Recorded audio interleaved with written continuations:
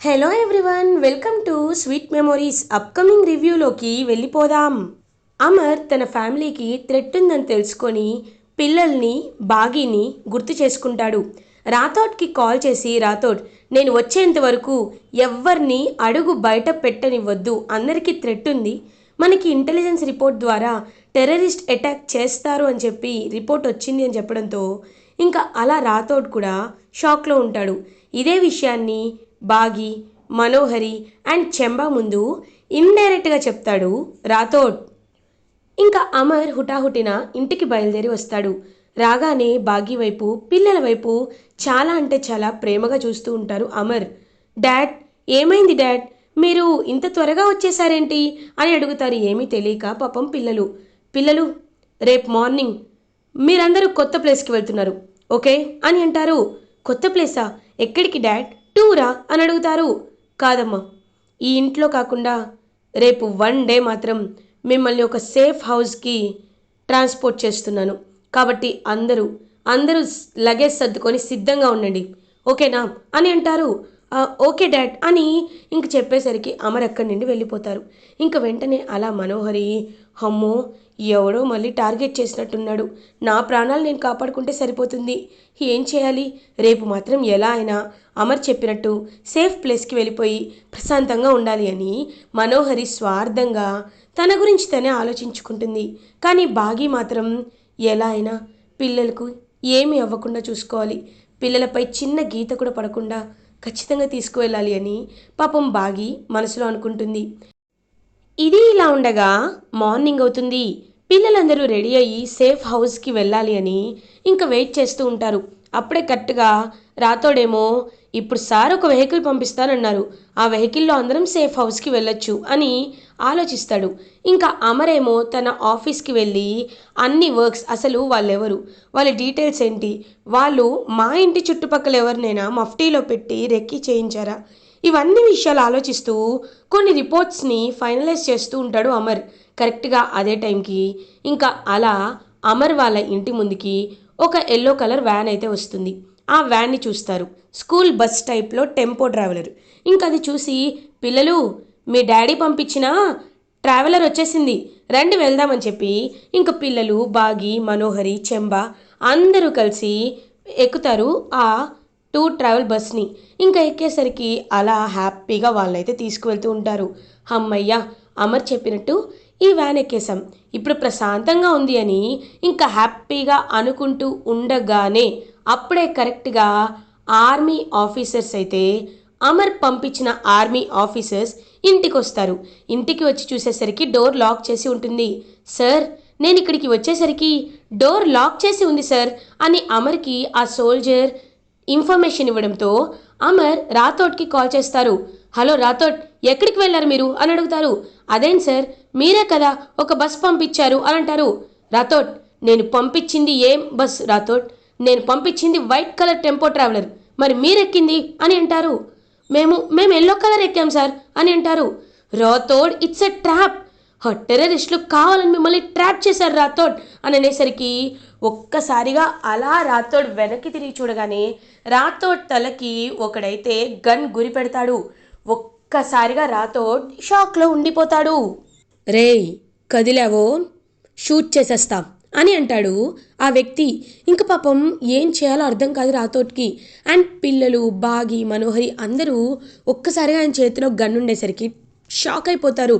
మేము ఈ బస్ని హైజాక్ చేసాం, మేము ఎక్కడికి తీసుకువెళ్తే మీరు అక్కడికి రావాలి, లేకపోతే ఏం జరుగుతుందో తెలుసా అని ఇంకా చాలా గట్టిగా వార్నింగ్ ఇచ్చేసరికి ఒక్కసారిగా బాగి అయితే షాక్ అయిపోతుంది. పిల్లలందరూ వచ్చి బాగిని హక్ చేసుకుంటారు. మిస్ అమ్మ మాకు భయం వేస్తుంది మిస్ అమ్మ అని అంటారు.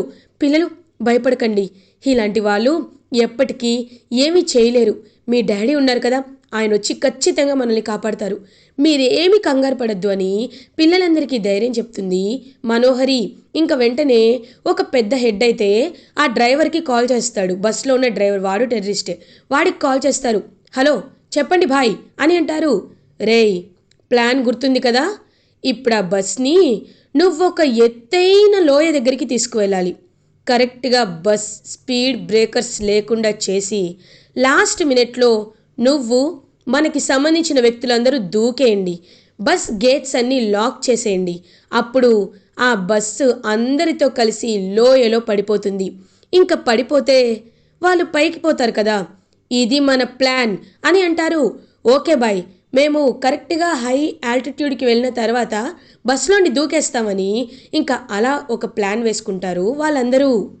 ఇది ఇలా ఉండగా అమర్ మేజర్తో జరిగిన విషయం చెప్తారు. ఓ మై గాడ్, అంటే ఇప్పుడు మీ ఫ్యామిలీ సివియర్ థ్రెట్లో ఉంది అమరేంద్ర, మరి ఇప్పుడు ఏం చేయాలనుకుంటున్నావు అంటే, సార్ ఖచ్చితంగా వాళ్ళు నా ఫ్యామిలీ మొత్తం టోటల్గా గ్రూప్గా పైకి పంపించాలి అనుకుంటున్నారు కాబట్టి I need a helicopter sir, I can manage then అని అంటారు. ఓకే, నేను ఇష్యూ చేస్తానని ఇంకా అలా హెలికాప్టర్ని అయితే ఒకటి అసైన్ చేస్తారు అమర్కి. ఇంకా అమరేంద్ర, లెఫ్టినెంట్ జనరల్ అమరేంద్ర వర్మ అయితే ఆ హెలికాప్టర్లో బయలుదేరుతారు. బయలుదేరి ఇంకా బాగి వాళ్ళ లొకేషన్, ఐ మీన్ ఒక లొకేషన్ అనేది సిగ్నల్స్ ద్వారా, టెలిఫోన్ సిగ్నల్స్ ద్వారా మనం కనిపెట్టవచ్చు కాబట్టి ఆ లొకేషన్ని ట్రేస్ అవుట్ చేసి అలా హెలికాప్టర్లో బయలుదేరుతారు అమర్. ఇంకా లోయ అయితే దగ్గరకు వచ్చేస్తూ ఉంటుంది. రాథోడ్ వెంటనే తన పాకెట్లో ఉన్న గన్ని తీసి అలా వాడి తలకి గన్ పెట్టిన గురి పెట్టిన వాడిని కాల్చేస్తాడు. ఇంకా వాడు చచ్చిపోతాడు. ఇద్దరుంటారు టెర్రరిస్టులు, వాళ్ళిద్దరి గొంతు పట్టుకుంటాడు గట్టిగా రాథోడ్. మిస్ అమ్మ, అందరూ దూకేయండి, నేను వీళ్ళని కొంచెంసేపు వరకే ఆపగలను, నాకేమైనా పర్లేదు మిస్ అమ్మ, మీరు దూకేయండి అని అంటాడు రాథోడ్. ఇంకా ఏమీ ఆలోచించుకున్న మనోహరి, అమ్మో వీళ్ళెలా పోతే నాకెందుకు అని చెప్పి ఫస్ట్ చెంబా దూకేస్తుంది. తర్వాత బస్ ట్రావెలింగ్లో ఉన్నప్పుడు మనోహరి కూడా ముందు వెనక ఆలోచించకుండా ఆ బస్ గేట్స్ ఓపెన్ చేసుకొని దూకేస్తుంది. పిల్లలు బాగి మాత్రమే ఉండిపోతారు. ఆనంద్, నువ్వు ముందు వెళ్ళు వెళ్ళు త్వరగా, అమ్ము అని చెప్పి ఒక్కొక్కరిని కిందకి పంపిస్తూ ఉంటుంది బాగి. మిస్సమ్మ నువ్వు రా మిస్సమ్మ అని అంటుంది అమ్ము.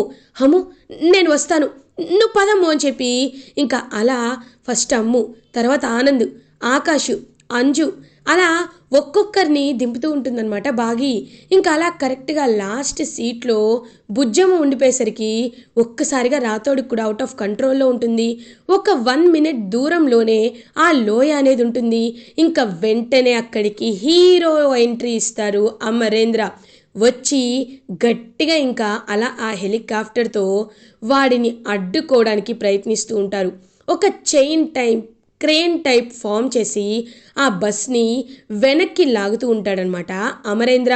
ఇంకా ఒక్కసారిగా ఆ బస్లో నుండి దూకేసిన ఆ ముగ్గురి హంతకుల్ని అలా తన రోప్ సహాయంతో హెలికాప్టర్ నుండి కిందకి దిగి కో పైలట్కి రెస్పాన్సిబిలిటీస్ ఇచ్చి వాళ్ళ ముగ్గురిని పట్టుకొని బాగా కొడతాడు అమర్.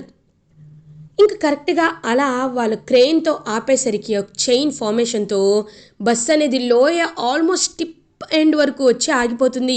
అప్పుడు బాగి అమ్మయ్య అని ఊపిరి పీల్చుకుంటుంది. ఇంకా వెంటనే అమర్ అలా బాగి దగ్గరికి వస్తాడు, వాళ్ళని కొట్టి ఇంకా పోలీసులకి వాళ్ళకి అప్పచెప్పేసి ఇంకా వెంటనే అమర్ అయితే అక్కడికి వస్తారు. రాథోడ్, సార్ మిస్ అమ్మని ఎంత దూకేమని చెప్తున్నా దూకలేదు సార్, పిల్లలందరినీ మిస్ అమ్మే కాపాడి లాస్ట్కి ఇదిగో బుజ్జమ్మ కోసం మిస్ అమ్మ వ్యాన్లోనే ఉండిపోయింది సార్ అని అనేసరికి ఇంకా అలా చాలా అంటే చాలా ప్రేమగా అమర్ బాగి వైపు చూస్తారు. ఇంకా బాగి, ఏమండి ఏం కాలేదు కదా బుజ్జమ్మ, నీకేం కాలేదు కదా అని అంటారు. లేదమ్మా నాకేం కాలేదు అని అంటుంది. ఇంక వెంటనే అమర్ వచ్చి బాగిని పాపం హక్ చేసుకొని, బాగి నువ్వు నీ ప్రాణాలకు తెగించి మరి పిల్లల్ని కాపాడావా అని అంటారు. ఏమండి, పిల్లల్ని నేను ఎప్పుడూ ఒక బరువుగా చూడలేదు, ఒక బాధ్యతగానే చూశాను, ఎంతైనా వాళ్ళు నా పిల్లలు అని అంటుంది బాగి. ఇంకా అమర్ అయితే చాలా హ్యాపీగా ఫీల్ అవుతాడు బాగి వైపు చూస్తూ. ఆపరేషన్ సక్సెస్ అవ్వడంతో, ఫ్యామిలీ మెంబర్స్ అందరూ సేవ్ అవ్వడంతో అండ్ 4 టెర్రరిస్టులు క్యాచ్ అవుట్ అవ్వడంతో ఇంకా అదంతా ప్రెస్ మీట్లో పెద్ద న్యూస్ అయితే వస్తుంది. లెఫ్టినెంట్ జనరల్ అమరేంద్ర ఫ్యామిలీపై అటాక్ చేసిన హంతకులని రెడ్ హ్యాండెడ్గా పట్టుకున్న అమరేంద్ర వర్మకి ఎనలేని అప్రిసియేషన్స్ వస్తున్నాయి అని ఇంకా అలా అమర్ ఒక హీరో ఆఫ్ ద బెటాలియన్ అని ఇంకా తనకైతే మంచిగా అందరూ అప్రిషియేట్ చేస్తూ బిగ్ బ్రేకింగ్ న్యూస్లో వస్తుంది. అదంతా చూసి పిల్లలు అందరూ చాలా హ్యాపీగా ఫీల్ అవుతారు. ఇది ఇలా ఉండగా నైట్ అవుతుంది. ఇంకా అలా మనోహరి వాళ్ళందరూ కింద పడిపోవడంతో వాళ్ళకి ఫస్ట్ ఎయిడ్ అయితే జరుగుతుంది. ఇంకా బాగి వాళ్ళకు కూడా ఫస్ట్ ఎయిడ్ జరిగిన తర్వాత టీవీలో న్యూస్ చూసి పిల్లలు హ్యాపీగా ఫీల్ అవుతారు. డాడ్ మిమ్మల్ని ఒక హీరోలా చూపిస్తున్నారు డాడ్ అని అనేసరికి అమర్ అలా సైలెంట్గా ఉంటారు. అప్పుడే పాపం బుజ్జమ్మ, అవును హీరోనే, ఎందుకంటే వీరు దేశాన్ని కాపాడేవాళ్ళు కదా, అలాంటప్పుడు ఆర్మీలో ఉన్న ప్రతి ఒక్కరూ హీరోసే కదా అని అంటుంది బుజ్జమ్మ. బుజ్జమ్మ, ఇవన్నీ నీకెలా తెలుసు అని అడుగుతారు అమర్. చిన్నప్పటి నుండి నాకు మా మేడం కథలు చెప్పేవాళ్ళు, అందుకే ఇవన్నీ తెలుసు సార్ అని అంటుంది. హో అవునా అని ఇంకా ఎంతో హ్యాపీగా బుజ్జమ్మని ఒళ్ళో కూర్చోబెట్టుకుంటారు అమర్. బుజ్జమ్మ, నీకేం కాలేదు కదా, నువ్వు నా బాధ్యత, సారీ అని అంటారు. సార్, మీ ఫ్యామిలీలో ఒక పార్ట్ అయినందుకు నాకు చాలా హ్యాపీగా ఉంది సార్ అని ఇంక బుజ్జమ్మ అమర్ని హక్ చేసుకొని హ్యాపీగా ఫీల్ అవుతుంది. ఇది ఇలా ఉండగా బాగి అలా ఇంక తన రూమ్లో రెస్ట్ తీసుకుంటూ ఉంటే అమర్ డోర్ నాక్ చేస్తాడు. ఇంక వెంటనే అలా ఎవరు అని అడుగుతుంది బాగి. డోర్ ఓపెన్ చేసుకొని అమర్ జ్యూస్ తీసుకొని వస్తాడు. ఒక్కసారిగా బాగి షాక్ అయిపోతుంది. ఏవండి మీరా అని లేవాలనుకుంటుంటే బాగి కూర్చో కూర్చో, ట్యాబ్లెట్ వేసుకున్నావా అని అడుగుతారు. పర్లేదండి, అంత పెద్ద దెబ్బేం కాదు అని అంటుంది. నేను అడిగింది ఏంటి, నువ్వు చెప్తుంది ఏంటి, వేసుకున్నావా లేదా అని అంటారు. వేసుకున్నాను అని అంటుంది. ఇదిగో జ్యూస్ తాగు అని అంటారు అమర్. ఇంకా జ్యూస్ తాగుతుంది బాగి. ఎందుకు బాగి, నాకు ఒకటి అర్థం కావట్లేదు, నువ్వు ఎప్పుడు నటిస్తున్నావో ఎప్పుడు ప్రేమ చూపిస్తున్నావో నాకు నిజంగా అర్థం కావట్లేదు. నీ స్వార్థంతో నీ కన్న కూతుర్ని తీసుకొని పసి పిల్లగా ఉన్నప్పుడు 6 నెలల వయసులో ఈ ఇంటి నుండి బయటకి అడుగు పెట్టావు అంటే ఏదో బలమైన కారణం ఉంది అనుకున్నాను. కానీ మనోహరి, నువ్వు కన్న బిడ్డని స్వార్థంగా తీసుకు వెళ్ళిపోయావని, పిల్లల్ని సేవ్ చేయలేకపోయావని, పిల్లల్ని పిల్లలు కాదనుకొనే నువ్వు వెళ్ళిపోయావని చెప్తే ఒక సిచ్యువేషన్లో నేను నమ్మాల్సి వచ్చింది. కానీ ఇవాళ నువ్వు పిల్లల్ని కాపాడిన విధానం కానీ, బుజ్జమ్మ ఎవరో తెలియకపోయినా బుజ్జమ్మ కోసం నీ ప్రాణాలే త్యాగం చేయాలనుకున్న విధానం కానీ చూస్తుంటే నా పాత బాగీనే నా బాగి అని అర్థమవుతుంది. నువ్వు ఎప్పటికీ నీ మనస్తత్వాన్ని మార్చుకోవు అని అర్థమవుతుంది. అలాంటప్పుడు నన్ను ఎందుకు వదిలేసి వెళ్ళిపోయావు బాగి? ఇప్పుడు చెప్పు. బలమైన కారణం లేకుండా నువ్వు ఏమి చేయవని నువ్వు మాటల్లో చెప్పకపోయినా నీ చేతులతో ఇవాళ ప్రూవ్ చేసుకున్నావు. అది ఎందుకు, ఏంటి, ఎలా నాకు తెలియాలి. నీకు నాపై నమ్మకం ఉంటే నాకు నిజం చెప్పు, లేకపోతే చెప్పొద్దు అని అంటారు అమర్. ఏవండి, నేనెప్పుడు పిల్లల్ని బరువు అనుకోలేదు, బాధ్యత అనే అనుకున్నాను. అలాంటప్పుడు పిల్లల బాధ్యత నేను కాకపోతే ఇంకెవరు తీసుకుంటారు అని పాపం బాగి అమర్ చేతిలో చేయి వేసి చెప్తుంది. ఇంకా అలా అమర్ బాగి ఇద్దరు మాట్లాడుకుంటుంటే అదంతా చూసి మనోహరి ఒక్కసారిగా షాక్ అయిపోతుంది.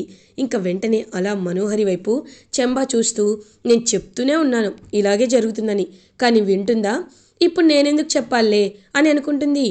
చూసావా చెంబా ఏం జరుగుతుందో, అమర్ చూడు తన్ని ఎలా ఎలా పొగుడుతున్నాడో అని అంటారు. అవును, పిల్లల్ని కాపాడిన వాళ్ళని పొగడకుండా నిన్ను పొగుడుతారా మనోహరి అని అంటారు. హే చెంబా, ఏంటి నువ్వు నాకు సపోర్ట్ చేయకుండా వాళ్ళకి సపోర్ట్ చేస్తున్నావు? మరి నీకు ఎవరు మంచిగా భజన చేస్తూ పొగుడుతూ ఉంటే వాళ్ళ వైపే ఉంటావు కదా. నీకు ఎవరు మంచి చెప్తున్నారో, నీ కోసం చెప్తున్నారో వాళ్ళ మాటలు నువ్వు వినవు కదా మనోహరి. అలాంటప్పుడు ఎందుకు ఇదంతా చెప్పు? నా ఇష్టం, నేను ఎవరికి సపోర్ట్ చేయాలనుకుంటే వాళ్ళకి చేస్తాను. కానీ ఒకటి మాత్రం నిజం, నేను చెప్పేది పక్కా నిజమే అవుతుంది. ఆ బాగి అమర్కి దగ్గర అవ్వడానికే ఈ ఇంటికి వచ్చింది, నిన్ను అవర్ని కలపడానికి కాదు. అది నీ పీత మట్టి ఉన్న బ్రెయిన్కి అర్థం అవుతుందో అవ్వదో నాకు తెలీదు. మొహమ్మే చెప్పి వెళ్ళిపోతున్నాను అని అక్కడి నుండి వెళ్ళిపోతుంది చెంబా. ఇంక వెంటనే మనోహరి ఆలోచనలో పడుతుంది. చెంబా చెప్పింది నిజమా? బాగి నాతో కావాలని అబద్ధం చెప్పి ఇదంతా చేయించుకుంటుందా? లేదు, అలా జరగకూడదు. నేను ఖచ్చితంగా నిజం తెలుసుకోవాలి అని ఆలోచనలో పడుతుంది మనోహరి. ఇది ఇలా ఉండగా పిల్లలందరూ ఇంకా డైనింగ్ టేబుల్ దగ్గర కూర్చొని భోజనం చేయాలా వద్దా అని ఆలోచిస్తారు. అప్పుడే కరెక్ట్గా అమర్, ఏంటి మీరు ఇంకా లంచ్ చేయలేదా అని అడుగుతారు. ఏవండి, పిల్లలందరూ ఇవాళ మార్నింగ్ జరిగిన సంఘటననే మైండ్లో పెట్టుకున్నారు, చాలా టెన్షన్గా ఉన్నారు. నేను ఎంత చెప్తున్నా వాళ్ళు కన్విన్స్ అవ్వలేకపోతున్నారు. టెర్రరిస్టులను అంత దగ్గర నుండి చూసి వాళ్ళు కొంచెం షాక్కి గురయ్యారు అని అంటుంది బాగి. ఇంక వెంటనే అమర్, అందరి ప్లేట్స్ తీసుకొని చూడండి, ఇవాళ మీ నాన్నగా నేను మీకు భోజనం తినిపిస్తాను రండి అని అందరికీ ఇంక కలిపి అమరే భోజనం తినిపిస్తారు. అదంతా చూస్తూ ఇంకా ఎంతో అంటే ఎంతో హ్యాపీగా ఫీల్ అవుతుంది బాగి.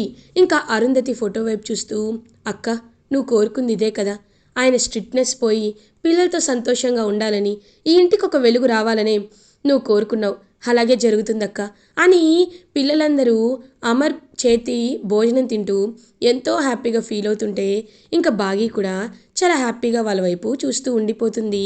మనోహరి మాత్రం చాలా అంటే చాలా జెలస్గా ఫీల్ అవుతుంది. ఇలా ఎపిసోడ్ ఎండ్ అవుతుంది. ఫర్దర్ ఎపిసోడ్ రివ్యూస్ ముందుగా మీకు కావాలి అనుకుంటే మా ఛానల్ని సబ్స్క్రైబ్ చేసుకోండి. Thanks for watching.